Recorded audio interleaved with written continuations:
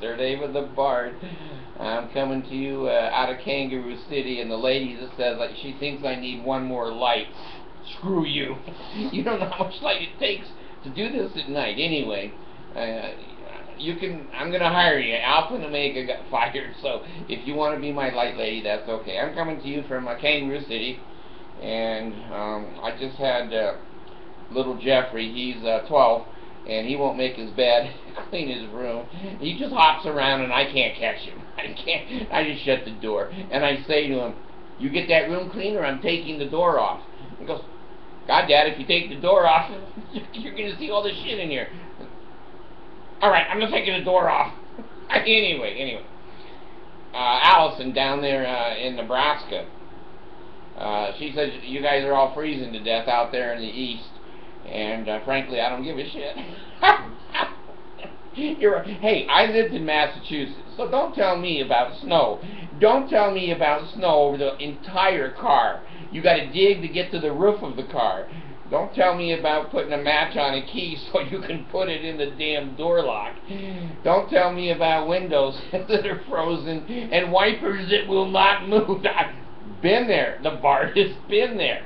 And the old wood stove, you freeze your ass off going outside to get the damn wood, and then you gotta get chased by the spiders and the snakes out there. Hey, it is a wonderful life though.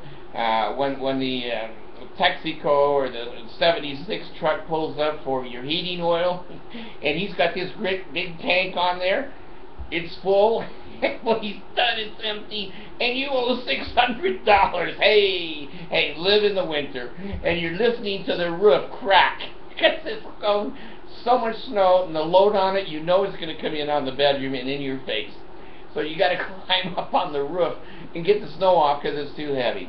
Well, then, if you have a pool, which I did, I had an outdoor pool, and it was an above-ground pool, and I didn't drain the water, and that was a big mistake.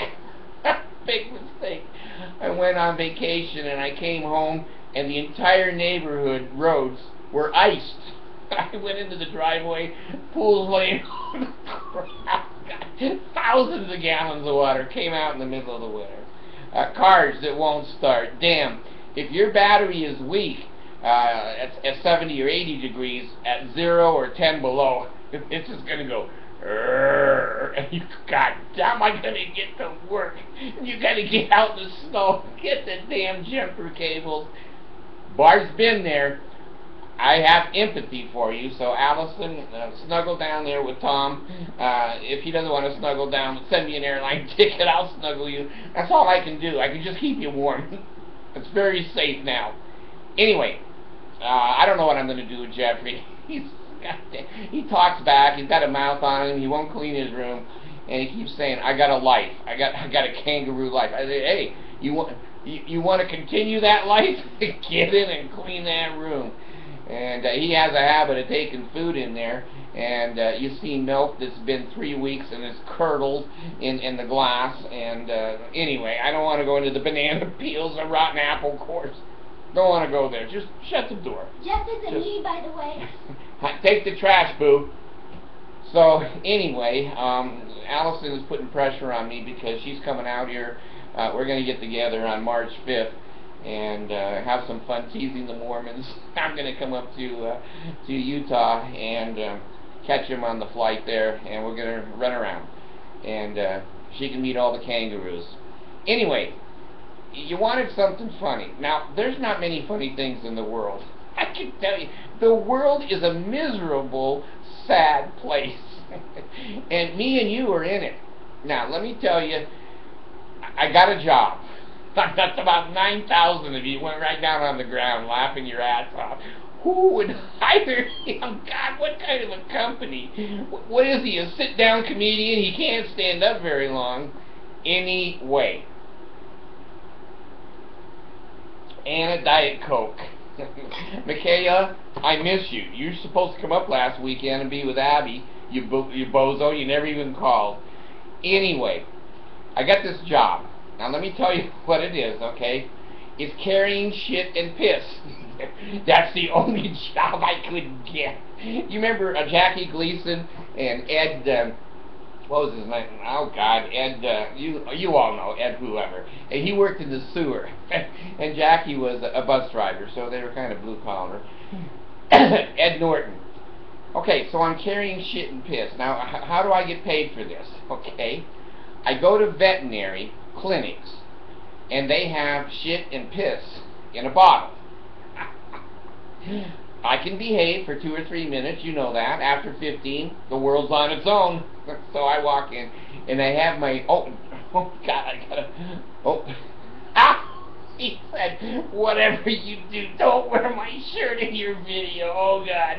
Anyway, I carry shit and piss, and I work for my son. No normal person would hire me. No normal person. And he doesn't want to hire me either, but he feels guilty. So, well, let the old man make a buck. That's about what I make. Anyway, I go to about 6 or 7 clinics and pick up the shit and the piss, take it over to the lab, they put it on the airplane, and I go home, and I get $2. And that goes, it's $4 for gas. So, man, I'm making money hand over fist on this one. Anyway, my car, I made perfect, because I have so many damn handicaps. I can't work, live, function. You're going to back it up and zoom in on it anyway, you bastards. I know you people. So anyway, my car, I had to put Garmin GPS in it. I had to put in my new cell phone. It backs me up on GPS, so I have 2 GPS units there, and my cell phone talks to me. I get so tired of her saying, Bart, you fucked up again. Oh, I never say fuck. God dang. No fucked up again. You screwed up again. I'm reprogramming. We're not in Massachusetts. When I did my MapQuest to look at my route, I looked at it and I thought, 2,800 miles? That's halfway around the world. And then I realized it wasn't the right address. It went into Massachusetts, so I had to redo that. Well, I've been working 3-4 hours a night for 4 nights, and I have to have my meds. My pump has to be on, and Allison, I need a new battery in the pump. I forgot. I got to have these things to go. See, Jeffrey is busy. Never. I'm not Jeff. Okay, it's Allison that I'm talking about that has the crap room. It's cleaner than ever now. Okay, get me a battery. I can't make it through the day without a battery. So, anyway, I'm not deaf, people. I'm not deaf. God, Jeffrey Allison. Anyway. What the heck? I can't. This is attacked by a napkin. Okay. I pledge allegiance to the flag of every country in the world. I love it. Bulgaria wrote me 2 days ago, and Ireland, a gentleman out of Ireland. I'd love to get together with you guys. I get on the phone with you, but my damn, when I try to get back to you from Yahoo, it's undelivered. So anyway, I know. Egyptian bard. I haven't got to the funny part yet. Okay, so I have all of these. I have radar and all the GPSs and all of the insulin and the batteries and all of the things I need just to stay alive. Okay, and I have this beautiful car. I love my car. It's a 2011 a triple black Hyundai Limited, and it has a sunroof on it, so I can give the finger. I hate it when I don't have a sunroof. Car's in perfect condition. I went, everything is brand new, and it's under warranty, 2011. So anyway, I worked, and I have this Kleenex so I can blow my nose. I have paper towels when I throw up.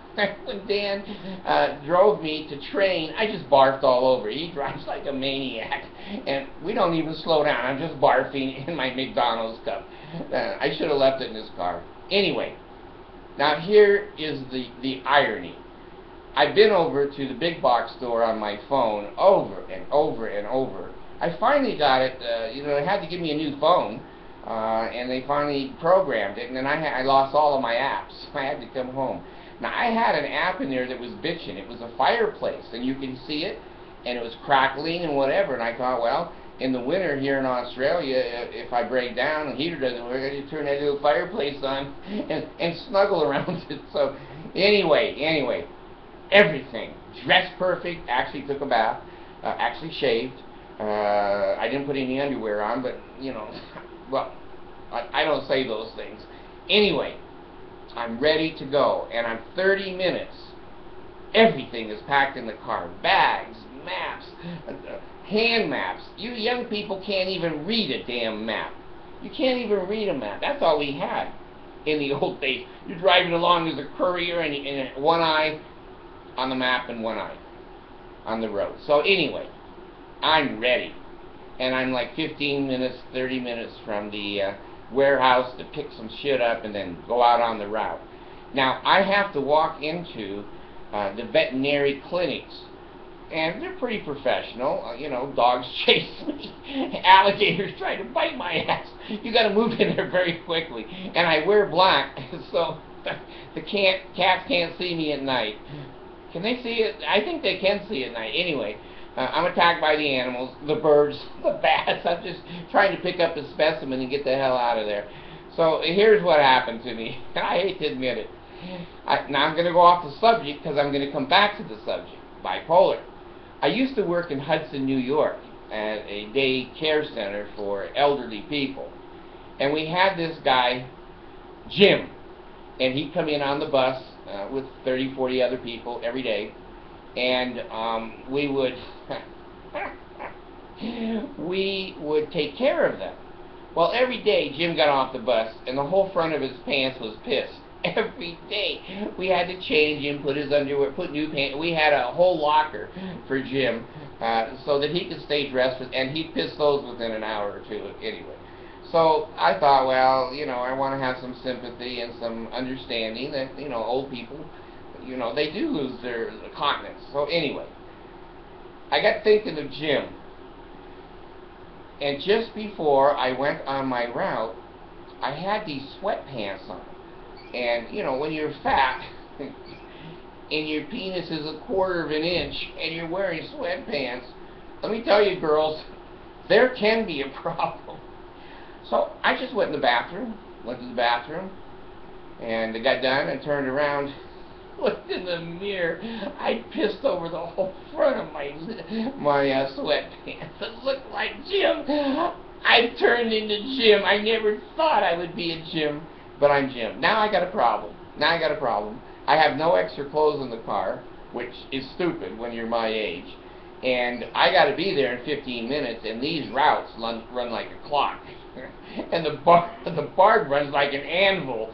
So anyway, now I got these piss pants, and I'm saying to myself, is this going to dry before I get to the first clinic, or when I walk in, all the patients, all the doctors, and all the nurses, and all the animals are going to see Jim with his piss pants? So I turned on the heater, and I put the vents down so it's going to dry.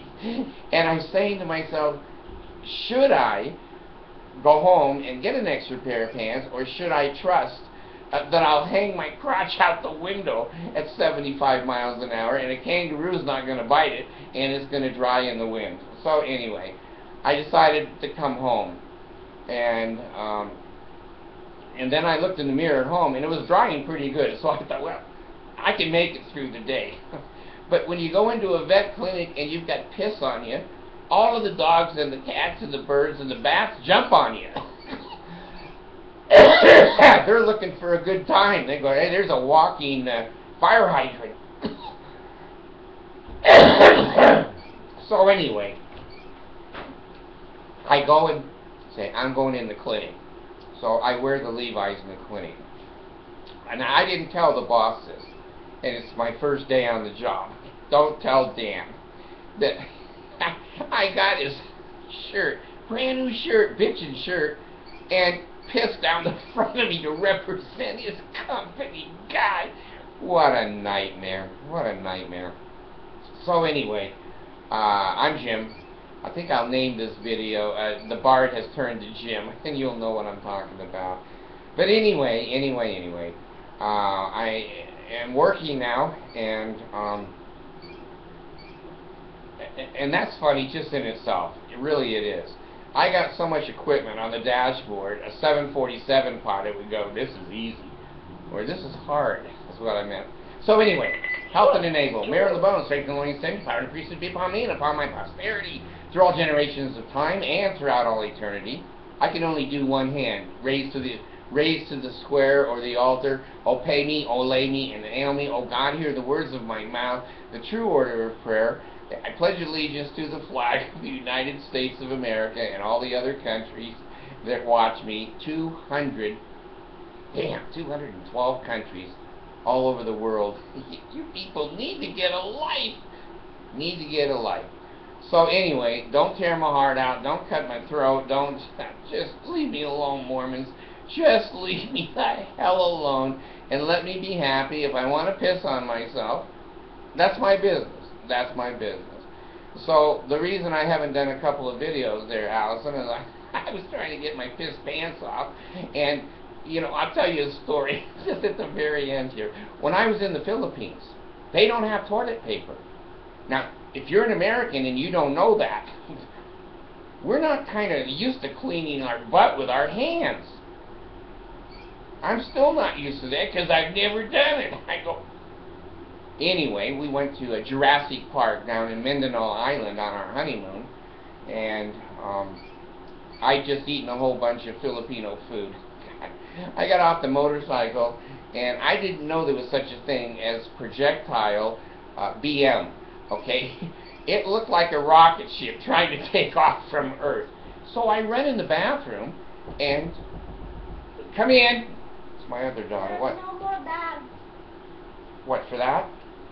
Okay, skip it. Get dressed and get your work done, or you're not going. I am, mister. Goodbye. I'm not Jeff. Goodbye. My room is pretty clean. So, I go in the bathroom in the Philippines. Now, there's not a flush toilet. The Philippines have not invented a flush toilet yet, okay?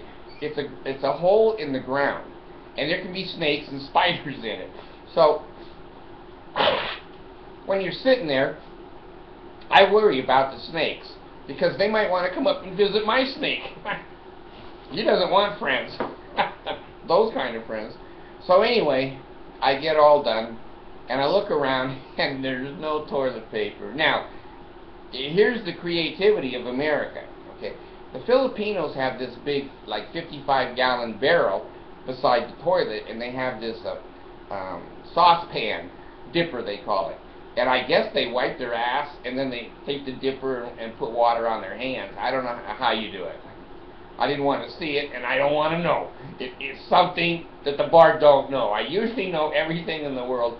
I don't know what it's to do, wiping your crap with your hand. Anyway, I said to myself, I'm not that low. I'm not going to stoop this low. How am I going to clean up and get the hell out of here? So, the bard comes up with the underwear idea. So, I take my underwear off, and I wipe myself with my underwear. Now, it did part of the job, but not the whole job. And so now, I had to take a sock off. And sock works pretty good if you take it one in each hand. You know, you put it between your crotch, and you know. And so anyway, the two socks finished the job, so I come out of the damn bathroom. And my brand new wife looks at me and goes, "You're not wearing underwear, are you?" I go, "No, I threw it in there." Front door. "Where are your socks?" You don't want to know. Anyway, bodily functions. This is as bad as it gets, I think.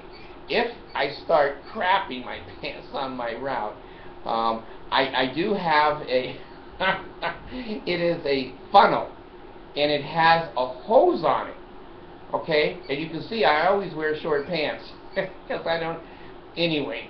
The funnel works pretty well. When you shut it in a door, it cranks the hose a little bit, so you can't go real fast. But at my age, you don't go real fast anyway. So I'm ready. I'm ready for the worst.